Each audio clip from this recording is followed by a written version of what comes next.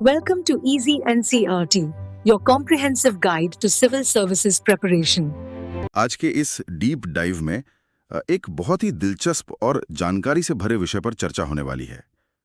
Table पर doctor Amit IAS PCS academy के विस्तृत नोट्स का एक शानदार स्टैक रखा हुआ है। हाँ, और ये नोट्स काफी गहरे और विस्तृत हैं। बिल्कुल। और आज का मिशन बहुत ही स्पष्ट है। अक्सर जब सरकारी नीतियों और योजनाओं की बात होती है तो वे बहुत ही जटिल और तकनीकी लगती हैं। एकदम भारी भरकम शब्दों से भरी हुई। सही कहा। लेकिन आज इन उलझे हुए नियमों को किनारे रखकर पूरे विषय को एक बेहतरीन मास्टर क्लास की तरह डिकोड किया जाएगा। एक ऐसा तरीका जो बिल्कुल स्पष्ट हो और बिना किसी जार्गन के हो। मतलब एक आदर्श क्लासरूम की तरह। हाँ, चाहे लक्ष्य कोई प्रतियोगी परीक्षा क्रैक करना हो या केवल ये समझने की गहरी इच्छा हो कि आखिर सरकारें काम कैसे करती हैं, ये ज्ञान सत्र उन सभी सवालों के जवाब तलाशने की एक कोशिश है। आज हरियाणा सरकार की प्रमुख नीतियों को बारीकी से देखा जाएगा। और ये विश्लेषण इसलिए भी जरूरी है क्योंकि जब हम नीतियों की बात करते हैं तो देखिए, उन्हें केवल कागजी दस्तावेजों के रूप में देखना एक भूल होगी। वो सिर्फ नियम नहीं है। बिल्कुल नहीं। नीतियां दरअसल समाज की दिशा बदलने वाले बेहद शक्तिशाली टूल होती हैं। हर एक योजना का जन्म किसी न किसी गहरी सामाजिक या आर्थिक समस्या को सुलझाने के लिए होता है। चलिए इसको थोड़ा विस्तार से समझते हैं और शुरुआत करते हैं किसी भी समाज की सबसे महत्वपूर्ण नींव से। मेरा मतलब है शिक्षा और युवा विकास। ये बहुत ही सही बिंदु है शुरुआत करने के लिए। डॉक्टर अमित एकेडमी के नोट्स में सबसे पहली योजना जो ध्यान खींचती है वो है बुनियाद प्रोग्राम। इसे नवंबर 2021 में लॉन्च किया गया था। हाँ, बुनियाद प्रोग्राम। इसका जो मूल उद्देश्य बताया गया है वो संसाधनों की उस खाई को पाटना है जो अक्सर सरकारी और निजी स्कूलों के बीच देखी जाती है। लेकिन ये जमीन पर काम कैसे कर रहा है? इसका तरीका बहुत ही सीधा और प्रभावशाली है। सरकारी स्कूलों में कक्षा 9 से 12 तक के जो होनहार बच्चे हैं, हाँ, उनके पास अक्सर राष्ट्रीय स्तर की प्रतियोगी परीक्षाओं की तैयारी के लिए महंगी कोचिंग का विकल्प नहीं होता। बुनियाद प्रोग्राम के तहत इन्हीं बच्चों को चुना जाता है। अच्छा, मतलब एक तरह की स्क्रीनिंग होती है। बिल्कुल। और फिर उन्हें NTSE यानी नेशनल टैलेंट सर्च एग्जाम और KVPY यानी किशोर वैज्ञानिक प्रोत्साहन योजना जैसी बेहद कठिन परीक्षाओं के लिए मुफ्त कोचिंग दी जाती है। इसमें NDA की तैयारी भी शामिल है। मतलब ये सिर्फ स्कूल का सिलेबस पूरा कराने की बात नहीं है। एकदम सही। उन्हें उस दौड़ के लिए तैयार किया जा रहा है जहां मुकाबला सीधे तौर पर महंगे प्राइवेट संस्थानों के बच्चों से है। यहाँ सबसे हैरान करने वाली बात यह है कि सरकार अब केवल शिक्षा तक सीमित नहीं है, वो प्रतिस्पर्धा में भी दखल दे रही है। एक तरह से लेवल प्लेइंग फील्ड बना रही है। हाँ, और इसी से जुड़ी एक और बहुत ही अहम योजना है जिस पर हमें गौर करना चाहिए। जुलाई 2022 में आई चिराग योजना, CHERAG। चिराग योजना, इसने शायद किसी पुराने नियम की जगह ली है। हाँ, इसने उस पुराने नियम 134A की जगह ली है जिसे लेकर अक्सर विवाद रहते थे। चिराग का सीधा सा लक्ष्य ये है कि EWS यानी आर्थिक रूप से कमजोर वर्ग के बच्चों को भी प्राइवेट स्कूलों में पढ़ने का मौका मिले। लेकिन ये काम कैसे करता है? क्योंकि प्राइवेट स्कूलों की फीस का ढांचा तो बहुत अलग और महंगा होता है। ऐसे में कमजोर आय वाले परिवार का बच्चा वहां कैसे पढ़ पाएगा? यहीं पर सरकार एक फंडिंग मैकेनिज्म लेकर आती है। कक्षा 5 से लेकर 12 तक के छात्रों को इस योजना में कवर किया जाता है। सरकार परिवार को पैसे देने के बजाय सीधा उन मान्यता प्राप्त प्राइवेट स्कूलों को भुगतान करती है जहां बच्चा दाखिला लेता है। मतलब पैसा सीधे स्कूल के खाते में? हाँ, अगर हम पुराने संदर्भों के आंकड़े देखें तो कक्षा 2 से 5 के लिए ये राशि 700 रुपए प्रति छात्र थी। ठीक है। कक्षा 6 से 8 के लिए ये 900 रुपए तय की गई और कक्षा 9 से 12 तक के बड़े छात्रों के लिए सरकार 1100 रुपए प्रति माह के हिसाब से प्राइवेट स्कूलों को देती है। ये एक बहुत ही व्यवहारिक कदम लगता है जहां पैसे की कमी किसी होनहार बच्चे का रास्ता नहीं रोक रही है। बिल्कुल। लेकिन ये तो हुई स्कूली शिक्षा की बात। जब उच्च शिक्षा की बात आती है, खासकर विज्ञान के क्षेत्र में, तो एक अलग ही तरह की चुनौती सामने आती है। आप ब्रेन ड्रेन की बात करें? हाँ, नोट्स में 2016 की पोस्ट स्कॉलरशिप का बड़ा जिक्र है। अक्सर देखा जाता है कि 12वीं के बाद ज्यादातर मेधावी बच्चे मेडिकल या इंजीनियरिंग की तरफ चले जाते हैं और बेसिक विज्ञान पीछे छूट जाता है। एकदम। बेसिक विज्ञान में एक तरह का ब्रेन ड्रेन हो जाता है। और किसी भी राज्य या देश का लंबा विकास तभी संभव है जब वहां बेसिक रिसर्च कर काम हो। पोस्ट स्कॉलरशिप इसी ब्रेन ड्रेन को रोकने का एक काउंटरवेट है। तो इसमें आर्थिक मदद का ढांचा क्या है? जो छात्र बीएससी या एमएस जैसे नेचुरल साइंस के कोर्स चुनते हैं, उन्हें पहले 3 साल तक 4,000 रुपए प्रति माह दिए जाते हैं। 4,000 रुपए? हाँ, और जैसे ही वे मास्टर्स की तरफ यानी चौथे और 5वें साल में कदम रखते हैं, यह स्कॉलरशिप बढ़कर 6,000 रुपए प्रति माह हो जाती है। ये रकम एक छात्र के लिए बहुत बड़ा सहारा है। और शायद इसमें कुछ वन टाइम ग्रांट का भी प्रावधान है? जी, इसके साथ एक मेंटरशिप ग्रांट भी दी जाती है।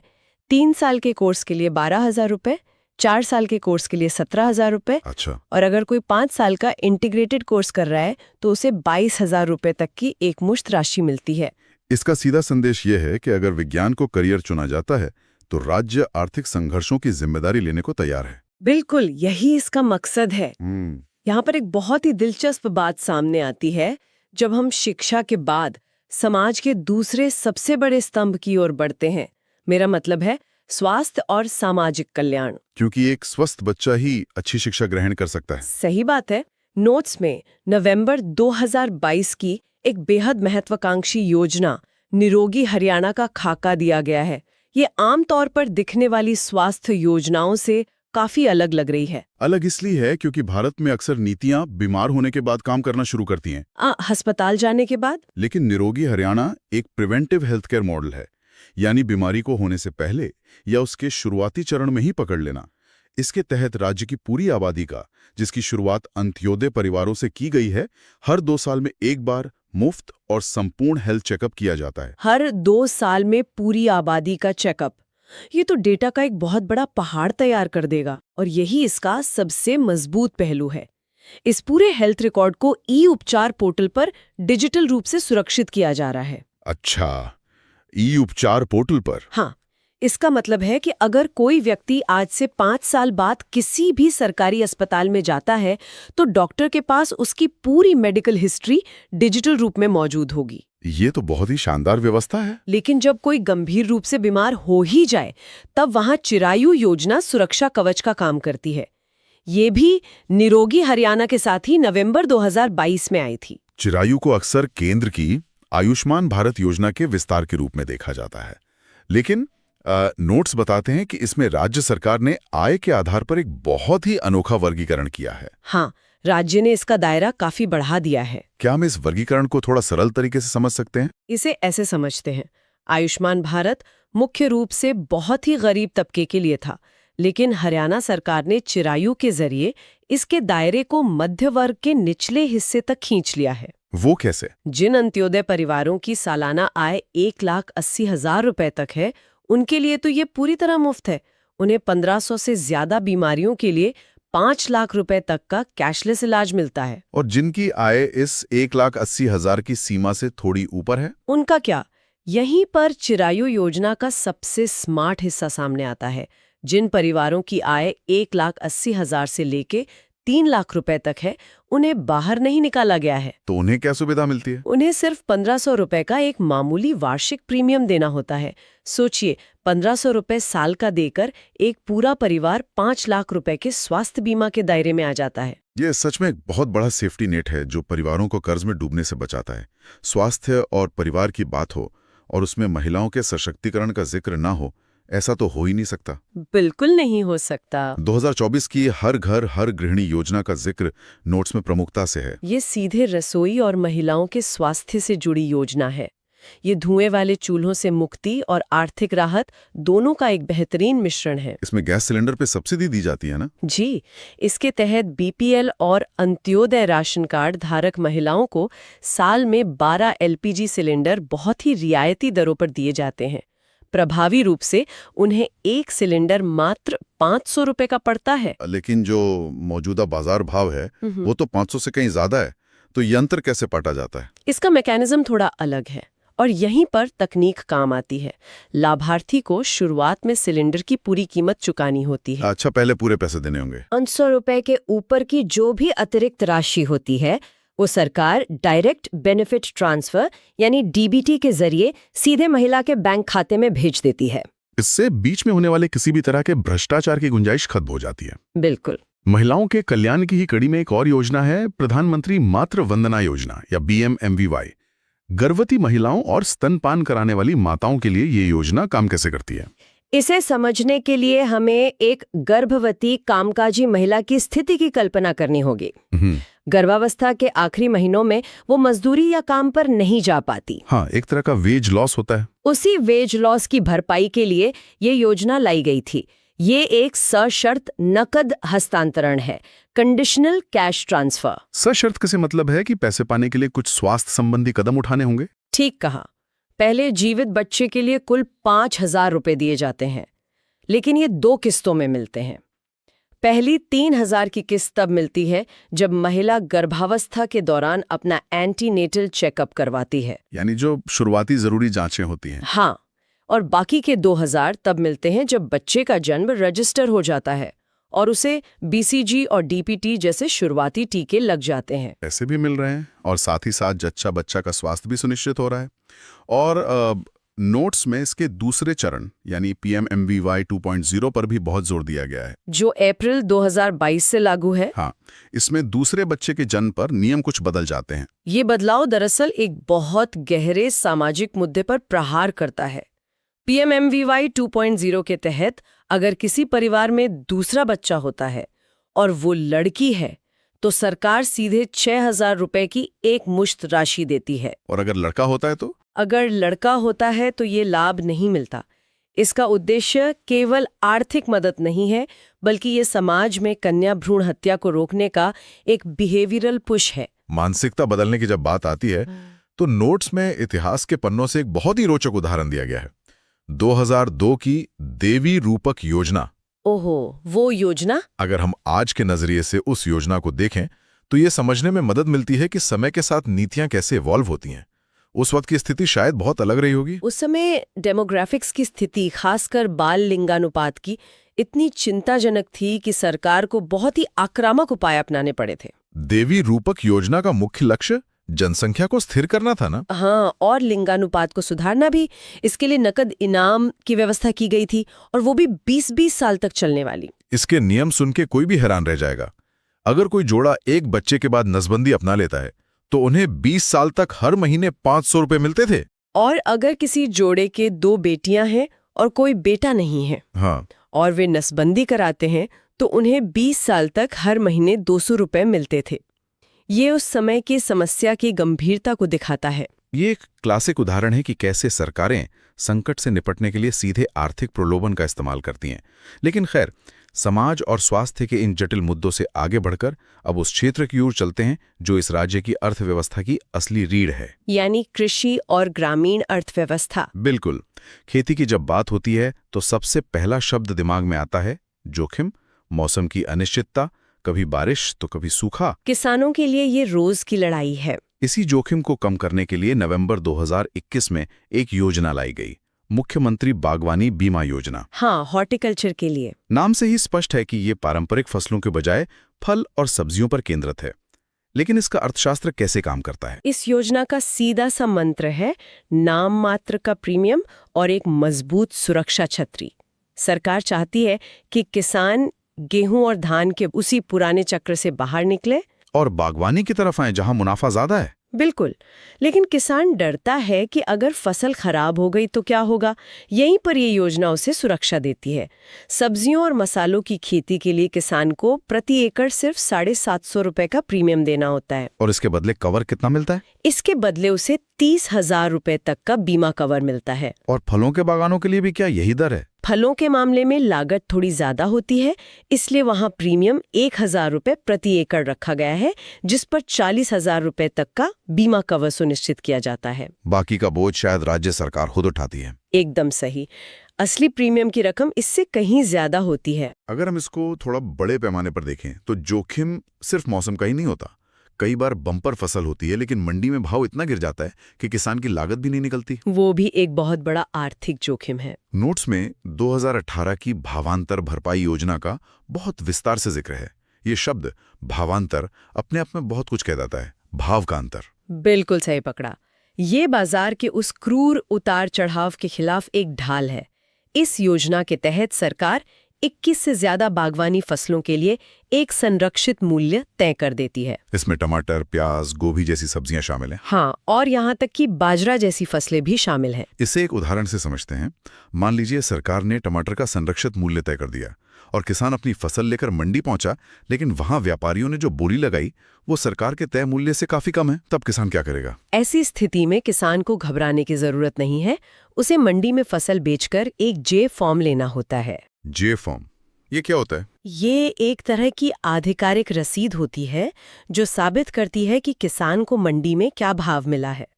किसान ये फॉर्म सरकार को दिखाता है। फिर सरकार उस भाव का मिलान करती होगी। हाँ, सरकार देखती है कि संरक्षित मूल्य और मंडी के भाव में कितना अंतर है। यही भावांतर है, और ये जितना भी नुकसान होता है उसकी भरपाई सीधे किसान के बैंक खाते में कर दी जाती है। ये तो किसान के लिए एक बहुत बड़ी मनोवैज्ञानिक राहत है। बहुत बड़ी राहत है। लेकिन कृषि में एक और संकट है जो शायद सबसे बड़ा है, पानी का संकट। भूजल स्तर जिस तेजी से नीचे जा रहा है वो डरावना है। इसी को रोकने के लिए 2020 में मेरा पानी मेरी विरासत योजना शुरू हुई थी। धान यानी चावल की खेती में तो बेतहाशा पानी लगता है। 1 किलो चावल उगाने में हजारों लीटर पानी खर्च हो जाता है। सरकार इस योजना के जरिए किसानों को धान की खेती छोड़ने के लिए आर्थिक प्रोत्साहन दे रही है। जो किसान धान छोड़कर मक्का या दालें उगाते हैं उसे क्या मिलता है? जो भी किसान धान छोड़कर कोई और फसल उगाता है उसे सरकार 7,000 रुपये प्रति एकड़ का नगद इनाम देती है। कुछ नए आंकड़ों के अनुसार कुछ क्षेत्रों में ये 8,000 रुपये तक भी है। और शायद इसमें खाली खेत छोड़ने पर भी प्रोत्साहन का प्रावधान है। जी, अगर किसान तय करता है कि वो उस सीजन में अपने खेत को खाली ही छोड़ देगा ताकि जमीन सांस ले सके, तब भी उसे ये प्रोत्साहन राशि मिलती है। और सिंचाई के तरीकों पर भी कोई सब्सिडी है? बिल्कुल, पानी बचाने वाली ड्रिप इरिगेशन जैसी महंगी तकनीकों को अपनाने के लिए 85% तक की भारी भरकम सब्सिडी भी दी जा रही है। अब यहाँ एक बहुत ही व्यवहारिक सवाल उठता है। बीमा, भावांतर, पानी बचाने के प्रोत्साहन, सरकार इन सारी योजनाओं के लिए इतने लाखों किसानों का डेटा मैनेज कैसे कर रही है? यहीं पर एंट्री होती है उस डिजिटल नर्व सेंटर की जिस पर पूरी कृषि नीतियां टिकी हैं। वो है मेरी फसल मेरा ब्यौरा पोर्टल, जो 2019 में आया था। मतलब ये एक तरह का डेटाबेस है। ये आज के समय में कृषि अर्थव्यवस्था का ऑपरेटिंग सिस्टम बन चुका है। किसान को अपने खेत का एक एक विवरण, जमीन कितनी है, कौन सी फसल बोई है, इस पोर्टल पर दर्ज करना होता है। और क्या इस डेटा पर आंख मूंद कर भरोसा कर लिया जाता है? नहीं, इस डेटा की बाकायदा पटवारी और सैटेलाइट के जरिए फिजिकल वेरिफिकेशन की जाती है। सबसे मजेदार बात यह है कि किसानों को इस डिजिटल सिस्टम की आदत डालने के लिए डेटा रजिस्टर करने पर उन्हें 10 रुपये प्रति एकड़ का एक छोटा सा इनाम भी दिया जाता है। अच्छा, एक तरह का इंसेंटिव। हाँ, आज स्थिति ये है कि बिना इस पोर्टल पर जाए न तो मंडी में फसल बेचने के लिए पास मिलता है और न ही किसी योजना का लाभ। खेतों से निकलकर अगर हम ग्रामीण अर्थव्यवस्था के दूसरे अहम हिस्से यानी पशुपालन और डेयरी की तरफ आएं तो अगस्त 2024 की दुग्ध उत्पादक प्रोत्साहन योजना बहुत ही नई और अहम है। इस योजना का मुख्य फोकस उन अंत्योदय परिवारों पर है जिनकी आर्थिक स्थिति कमजोर है। इसका जो स्ट्रक्चर है वो बहुत ही बारीकी से डिजाइन किया गया लगता है। हाँ, अगर वे कोऑपरेटिव या मिल्क यूनियन में अपना दूध बेचते हैं तो उन्हें सामान्य कीमत के ऊपर 10 रुपये प्रति लीटर का एक बड़ा बोनस दिया जाता है। ये उनकी आय बढ़ाने का एक सीधा तरीका है। और शायद इसमें मौसम के हिसाब से भी कुछ अलग अलग दरें तय की गई हैं। हाँ, जो अन्य सामान्य दूध उत्पादक हैं उनके लिए दूध के उत्पादन चक्र को ध्यान में रखा गया है।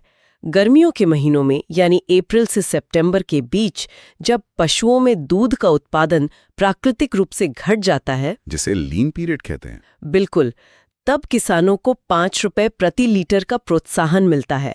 और सर्दियों में यानी फ्लश पीरियड में जब दूध भरपूर होता है तब 3 रुपये प्रति लीटर का प्रोत्साहन दिया जाता है। इसमें शायद कोई बीमा भी शामिल है? जी, दूध उत्पादकों को 10 लाख रुपए का दुर्घटना बीमा भी मिलता है। कृषि और डेयरी के बाद ग्रामीण विकास का एक और अहम पहलू है वहां छोटे उद्योगों को बढ़ावा देना। नोट्स में फरवरी 2022 की पद्मा योजना का जिक्र है।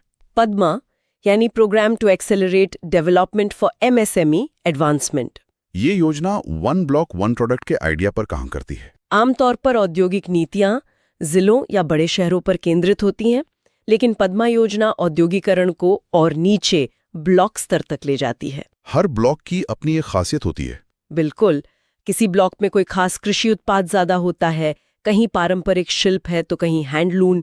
इस योजना के तहत उस एक ब्लॉक के एक उत्पाद को चुना जाता है और फिर उसे प्रमोट किया जाता है। हाँ, और फिर उसे एक ब्रांड बनाने के लिए जरूरी सारी सुविधाएं जैसे लैब टेस्टिंग, पैकेजिंग, मार्केटिंग उसी ब्लॉक में एक क्लस्टर बनाकर दी जाती हैं। इससे छोटे उद्यमियों को बड़े खिलाड़ियों से मुकाबला करने की ताकत मिलती है। तो इन सब का आखिर मतलब क्या है? हमने शिक्षा के बुनियादी ढांचे से लेकर स्वास्थ्य के चिरायु मॉडल तक का सफर तय किया और खेतों में भावांतर से लेकर गांवों में पद्मा क्लस्टर तक देखा। अगर इस पूरी चर्चा को एक फ्रेम में रखा जाए तो निष्कर्ष क्या निकलता है? सबसे बड़ा निष्कर्ष ये है कि ये सारी नीतियां अलग अलग बिखरे हुए द्वीपों की तरह काम नहीं कर रही हैं। ये आपस में जुड़े हुए एक गियर बॉक्स की तरह है। वो कैसे? एक सुरक्षित किसान ही बच्चों को अच्छी शिक्षा दिला सकता है और स्वस्थ बच्चे ही उस शिक्षा का लाभ उठाकर कल को राज्य के विकास में योगदान दे सकते हैं। और इस पूरे सिस्टम को जो एक धागा बांधे हुए है वो है डिजिटल एकीकरण। बिल्कुल, जैसे परिवार पहचान पत्र और मेरी फसल मेरा ब्यौरा। आज के समय में हर योजना का रास्ता इन डिजिटल गेटवे से होकर ही गुजरता है। बिचौलियों का रोल खत्म हो गया है और पैसा सीधे डीबीटी के जरिए खातों में जा रहा है। ये एक बहुत बड़ा बदलाव है। इससे एक बहुत जरूरी सवाल खड़ा होता है और ये सोचने लायक बात है। क्या? सरकार जिस तेजी से हर परिवार, हर व्यक्ति और हर खेत का इतना सटीक डिजिटल डेटाबेस बना रही है, तो क्या भविष्य में ऐसा समय आएगा जब योजनाओं के लिए आवेदन करने का कॉन्सेप्ट ही खत्म हो जाएगा? ये तो बहुत ही क्रांतिकारी विचार है। सोचिए, क्या ऐसा हो सकता है कि आर्टिफिशियल इंटेलिजेंस बैकएंड पर इस सारे डेटा को प्रोसेस करे और खुद ही तय कर ले कि किस खाते में स्कॉलरशिप जानी चाहिए या किसे स्वास्थ्य कवर की जरूरत है, और रातों रात बिना किसी इंसान के दखल के पैसा ट्रांसफर हो जाए? बिल्कुल।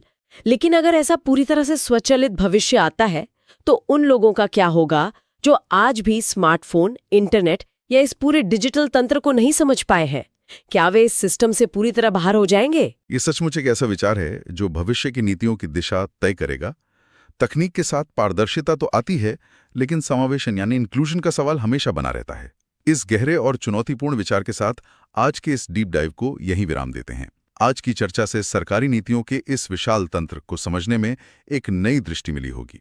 इस विषय पर मनन करें, इन नीतियों के जमीन पर पड़ने वाले असर को देखें और हमेशा की तरह सवालों के जवाब तलाशने की ये यात्रा जारी रहनी चाहिए। इस ज्ञान सत्र का हिस्साबंदी के लिए धन्यवाद। तो आज के इस गहन विश्लेषण की शुरुआत ना एक बहुत ही खास मिशन के साथ होगी। जो भी एस्पिरेंट्स HCS यानी हरियाणा सिविल सर्विसेज एग्जाम की तैयारी कर रहे हैं, उन सभी के लिए आज की ये चर्चा एक मास्टर क्लास की तरह डिजाइन की गई है। हाँ, और मास्टर क्लास इसलिए क्योंकि आज हमारे पास डॉक्टर अमित एकेडमी के बेहद ही डिटेल्ड, मतलब बिल्कुल वेल रिसर्च्ड नोट्स हैं, जिसमें हरियाणा गवर्नमेंट की जो सबसे लेटेस्ट वेलफेयर, एनवायरनमेंट और फ्यूचर विजन स्कीम्स हैं, उनका पूरा कच्चा चिट्ठा है। बिल्कुल। और देखिए, हम सब जानते हैं कि सिविल सर्विसेज एग्जाम क्लियर करने के लिए सिर्फ ब्लाइंड फैक्ट्स रटना जरूरी नहीं होता, बल्कि उन फैक्ट्स को अलग अलग कैटेगरीज में कनेक्ट करना और उनका असल मकसद समझना सबसे ज्यादा जरूरी है। सही बात है। तो आज हम एक टीचर स्टूडेंट वाली एंगेजिंग और लॉजिकल अप्रोच लेंगे ताकि ये डेंस गवर्नमेंट पॉलिसीज इतने आसान तरीके से समझ आ जाए कि ये कॉम्प्लेक्स स्कीम्स हमेशा के लिए दिमाग में छप जाएं। एग्जैक्टली।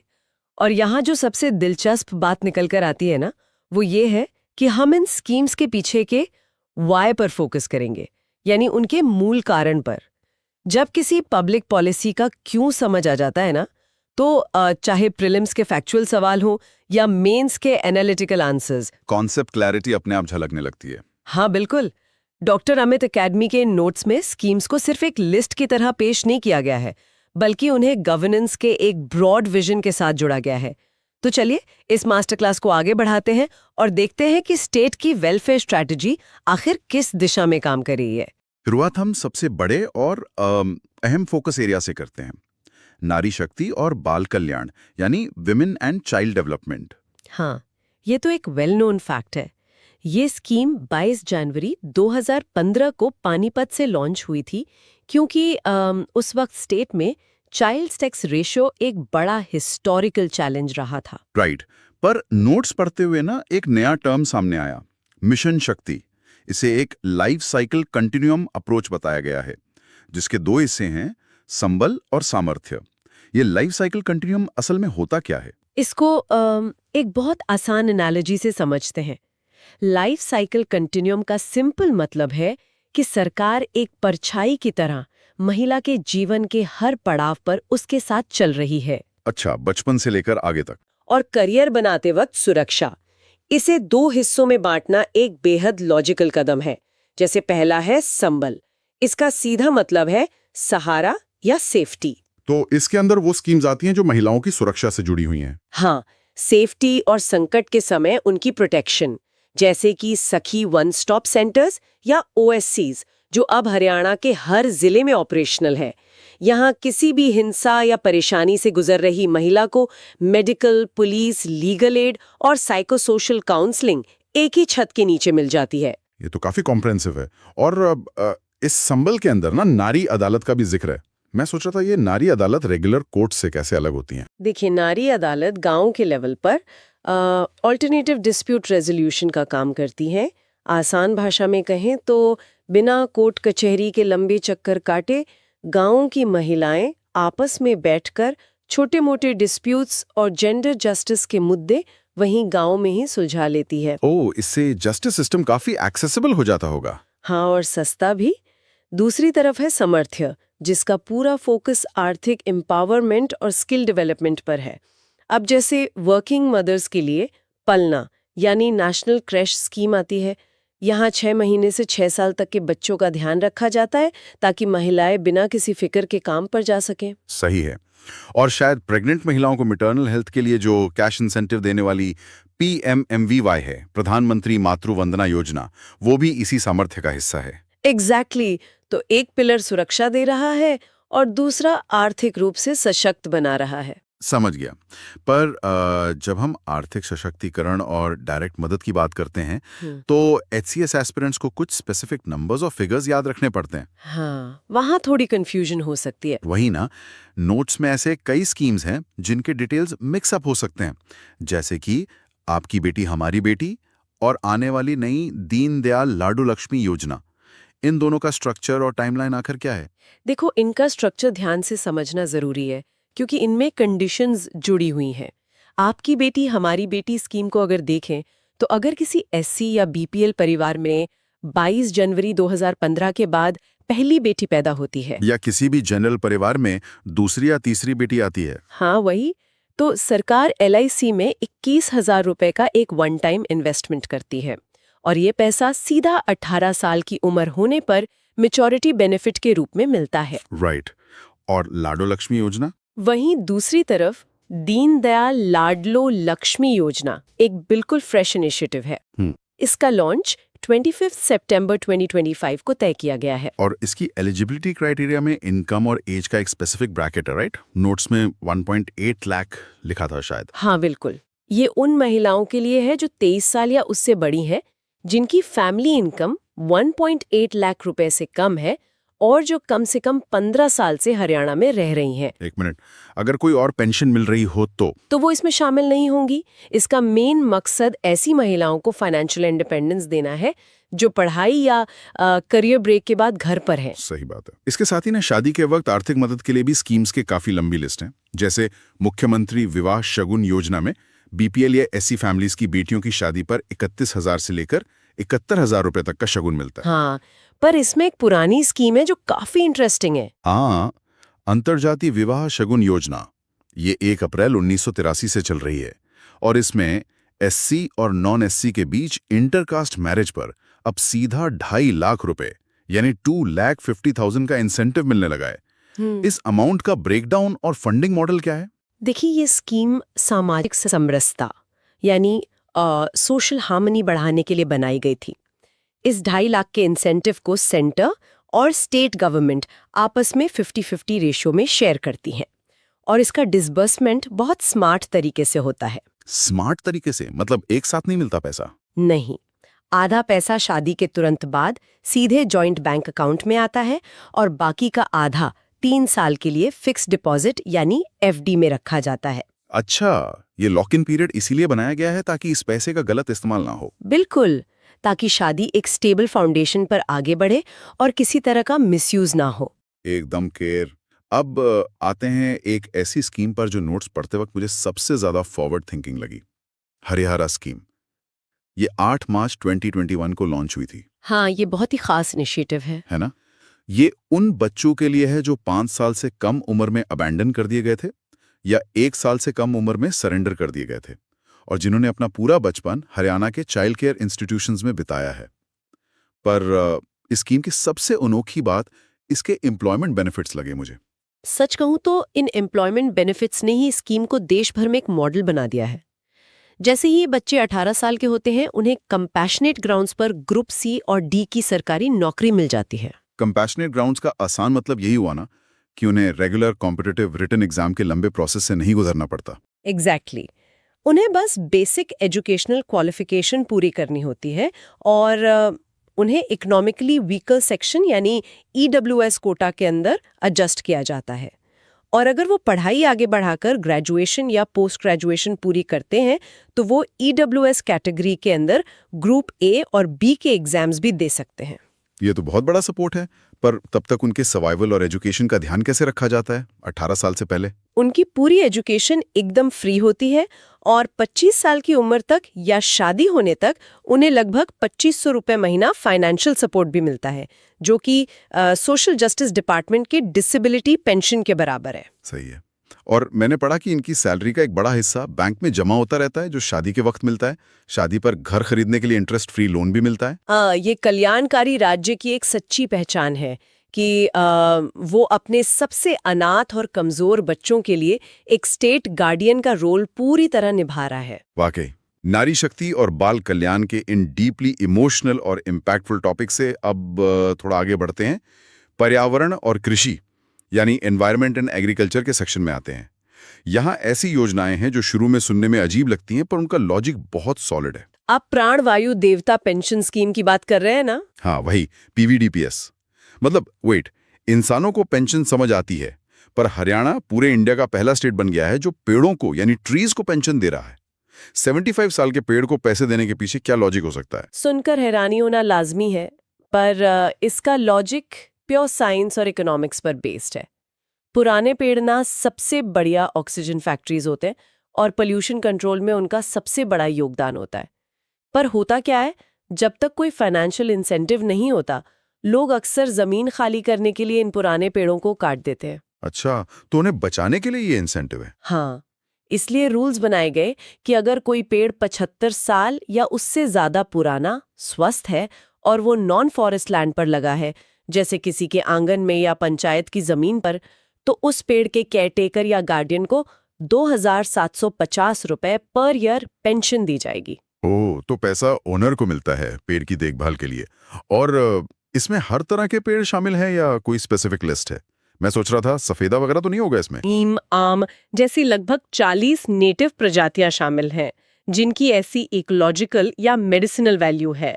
और सबसे खास बात, ये पेंशन अमाउंट हर साल बढ़ती है, ठीक वैसे ही जैसे स्टेट की ओल्ड एज पेंशन बढ़ती है।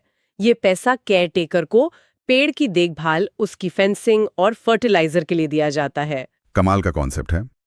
पर्यावरण से ही जुड़ा एक और विशाल प्रोजेक्ट नोट्स में हाईलाइट किया गया है, अरावली ग्रीन वॉल प्रोजेक्ट। ये 25 मार्च 2023 को लॉन्च हुआ, इंटरनेशनल डे ऑफ फॉरेस्ट के दिन।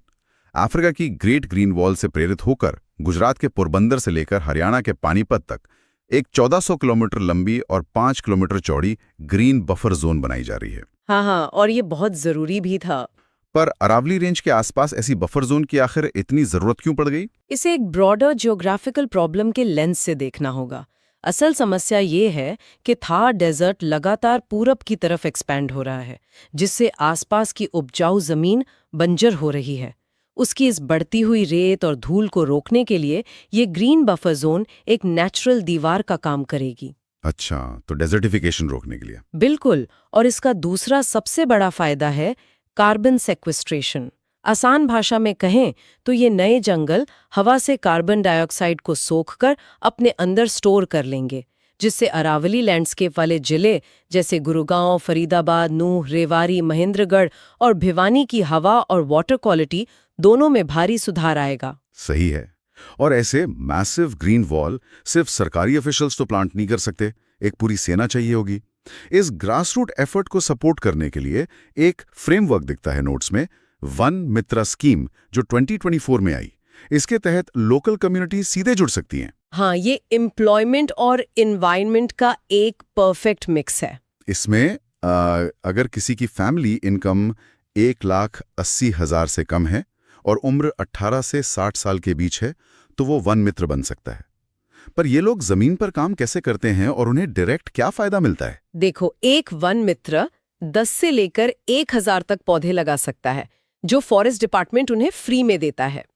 इन पौधों को 4 साल तक मेंटेन करने के लिए वन मित्रा को डायरेक्ट बेनिफिट ट्रांसफर यानी डीबीटी के जरिए हर महीने पैसे मिलते हैं, सीधे उनके अकाउंट में। हाँ, और अगर उन्होंने पौधा अपनी जमीन पर लगाया है तो 4 साल बाद वो उस पेड़ के मालिक बन जाते हैं, और अगर उन्होंने किसी और की जमीन पर पौधा लगाया है तो 4 साल बाद जमीन मालिक को पौधा सौंपने पर वन मित्रा को 25 रुपये पर प्लांट का एक एक्स्ट्रा बोनस भी मिलता है। यानी एनवायरनमेंट कंजर्वेशन को डायरेक्ट रूरल एम्प्लॉयमेंट से जोड़ दिया गया है। बहुत बढ़िया। अब कृषि के हिस्से में आते हैं।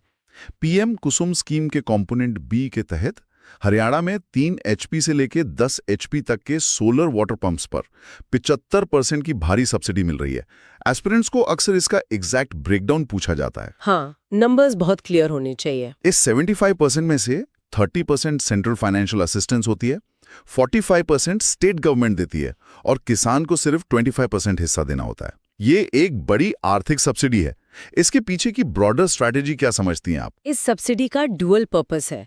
पहला तो किसान के आर्थिक बोझ और स्टेट के डीजल इंपोर्ट पर जो निर्भरता है उसको कम करना, और दूसरा और सबसे बड़ा मुद्दा हरियाणा का लगातार गिरता हुआ ग्राउंड वाटर टेबल, पानी की समस्या। हाँ, जब किसानों को सोलर पंप्स दिए जाते हैं तो उन्हें माइक्रो इरिगेशन सिस्टम्स जैसे ड्रिप या स्प्रिंकलर इरिगेशन अपनाने के लिए एनकरेज किया जाता है। इससे पानी की बर्बादी रुकती है और एनर्जी भी ग्रीन हो जाती है। खेती और एनवायरनमेंट को बचाने की इन पॉलिसीज के बाद अब उनकी बात करते हैं जो सोसाइटी के सबसे वल्नरेबल हिस्से में आते हैं। सामाजिक सुरक्षा और सम्मान के हिस्से में एक बहुत प्रोमिनेंट नाम है दयालु स्कीम। 1 अप्रैल 2023 को शुरू हुई थी ये। इस दीनदयाल उपाध्याय अंत्योदय परिवार सुरक्षा योजना का एक्चुअल दायरा कितना बड़ा है? ये स्कीम अंत्योदय फैमिलीज यानी उन गरीब परिवारों के लिए एक बहुत मजबूत सेफ्टी नेट है जिनकी वेरिफाइड आमदनी 1.80 लाख रुपए से कम है।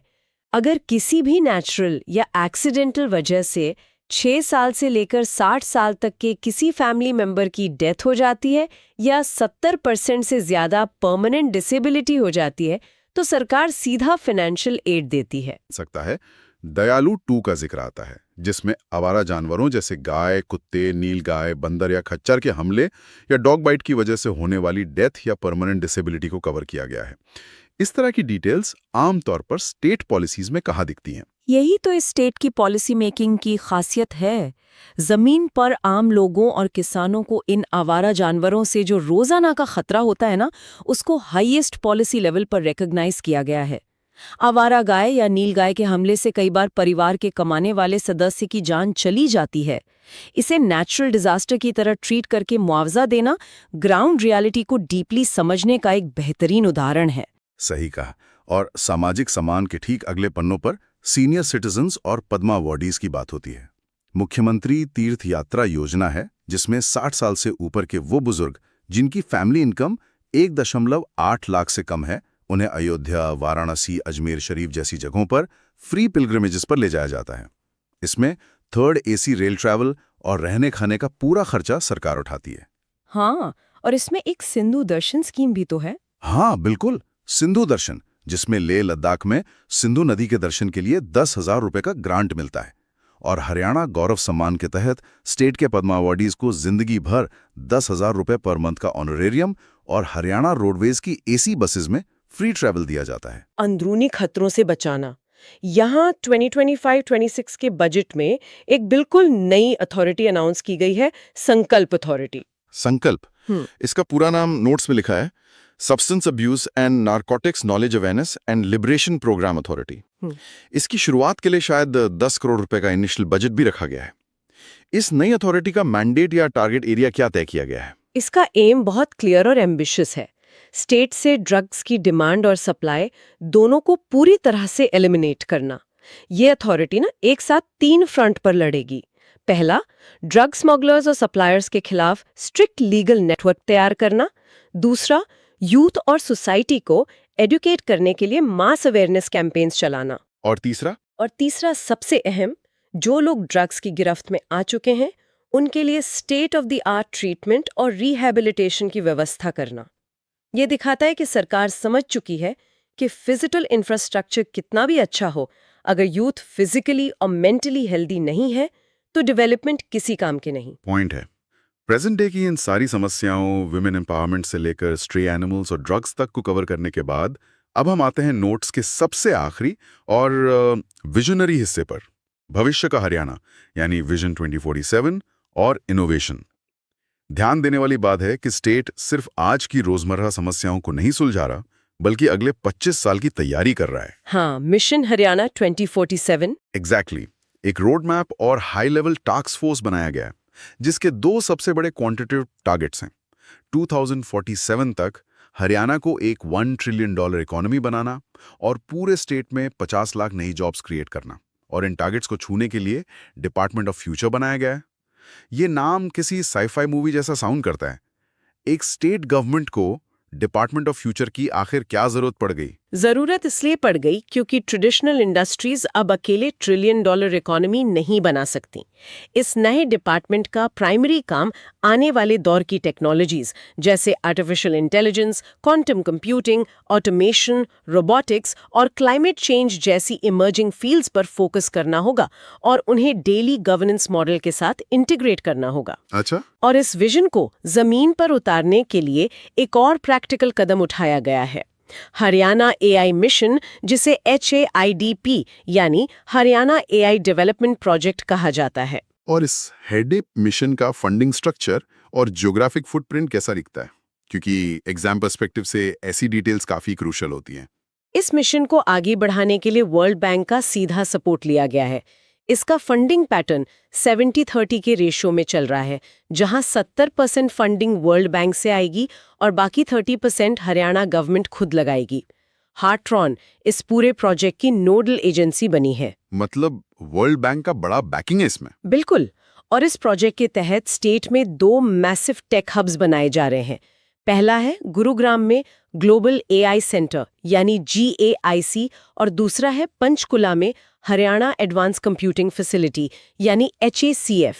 ये क्लियरली बताता है कि स्टेट आर्टिफिशियल इंटेलिजेंस के अडॉप्शन को लेकर कितना सीरियस और सिस्टमैटिक है। और हम जानते हैं कि नए टेक इकोसिस्टम्स बिना सॉलिड फाइनेंशियल बैकिंग और रिस्क कैपिटल के सर्वाइव नहीं कर सकते। स्टार्टअप्स को बूस्ट करने के लिए स्टेट बजट में 2000 करोड़ रुपए का एक फंड ऑफ फंड्स अनाउंस किया गया है, जिसका नोडल डिपार्टमेंट DI टेक है। अब यहाँ एक आम एस्पिरेंट को थोड़ी कंफ्यूजन हो सकती है।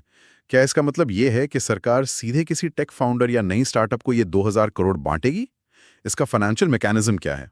इस मैकेनिज्म को बिल्कुल आसान तरीके से समझना जरूरी है। देखो, फंड ऑफ फंड्स का मतलब सीधे किसी एक स्टार्टअप की इक्विटी खरीदना या सरकार का खुद वेंचर कैपिटलिस्ट बनना नहीं होता है।